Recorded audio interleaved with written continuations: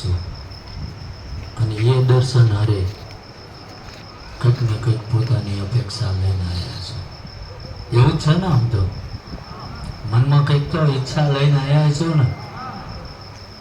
કોઈ ઈચ્છા વગર આવ્યું હોય તો કહો. માણસ માત્ર રહ્યો એ સ્વાર્થ વગર ક્યાંય દોડતો નથી. પણ જે કંઈ આમ તો આજ જાજા ભાગે રોજ આમ તો નવા જ ચહેરા હોય છે કે સોશિયલ મીડિયાના માધ્યમથી અથવા કોઈ સગા સંબંધી દ્વારા તમે આ મંદિરની માહિતી મેળવી અને એવી રીતે આવ્યા છો બધા.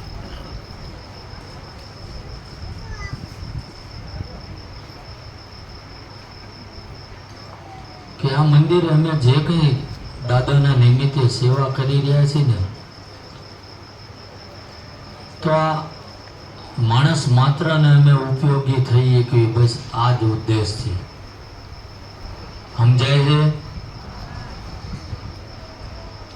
તમને હાક ના બોલવાના આળા થતી હોય નવરાશ મારી પાસે નથી ભાઈ.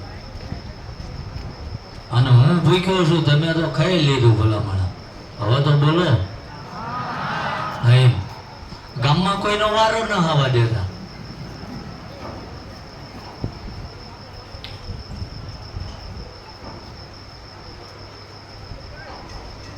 આમાં જોરાવા કેટલા આયા છે? એક જ છે. જેટલા હાથ ઊંચા કરે એનું જોઈ લઈશું, નહીં કરે એનું નહીં. તો બધાને ખબર છે બધા બેઠક બંધ છે. અને બેઠક એ કયા ઉદ્દેશથી અમે બંધ કરી? કે હું પોતે જાણવા માંગુ છું કોનામાં કેટલી ધીરજ છે.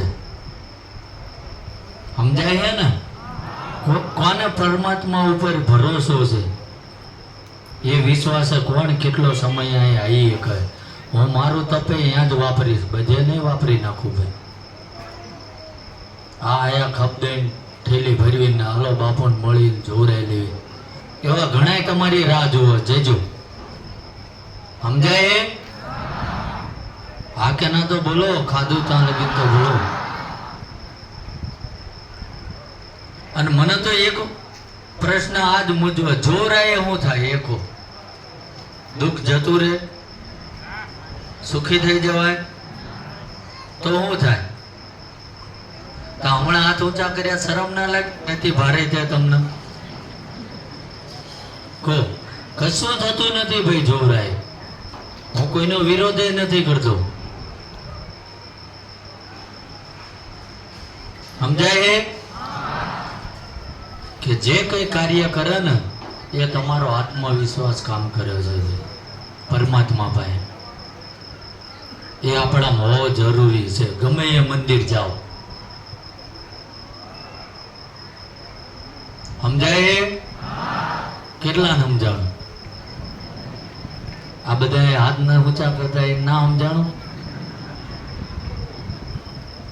નથી. સમજાતું ભલામણા અહીંયા બેઠા હોત તો.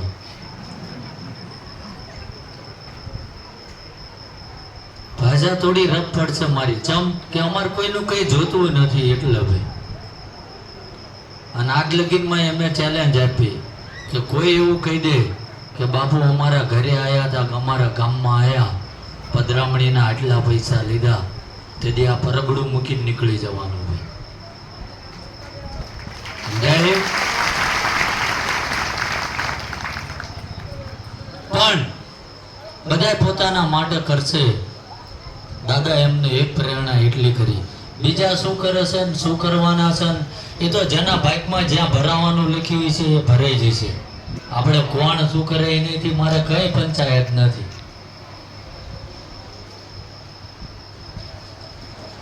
જેના માપનું બીબું હોય છે ને એ અહીંયા જઈને ફિટ થઈ જાય.